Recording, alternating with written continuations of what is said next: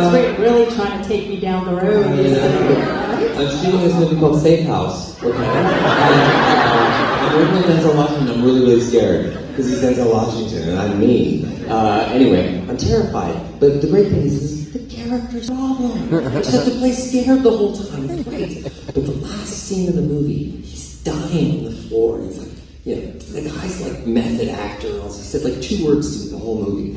And he knocks on my trailer door and says, "Can you rehearse?" I'm like, yes, I've been come in. And I've written like Denzel Washington posters. Yes, sit down.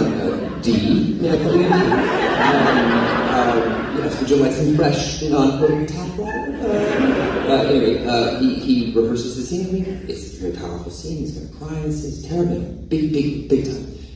With this guy, with an emotional scene, you get it twice. You get it once, and then you get it twice. That's like, if you hear, "Come fly with me, let's fly away."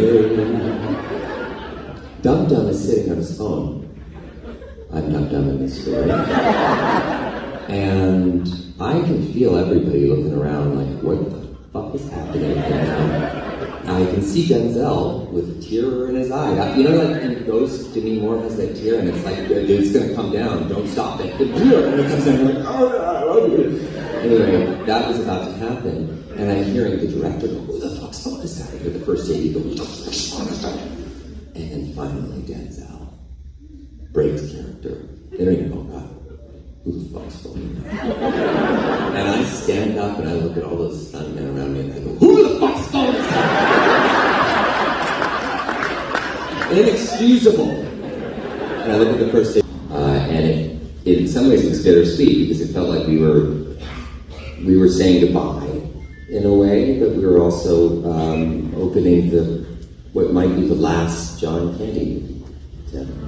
So when you get characters overlapping, that'll create chemistry. But if you just have that natural chemistry, God, it's beautiful. I mean, it is just a wonderful thing. So Sandra Bullock had been a friend of mine for over a decade before we even shot The Proposal. I mean, one of my greatest memories I have is dancing in a nightclub all night with Sandra and George Michael.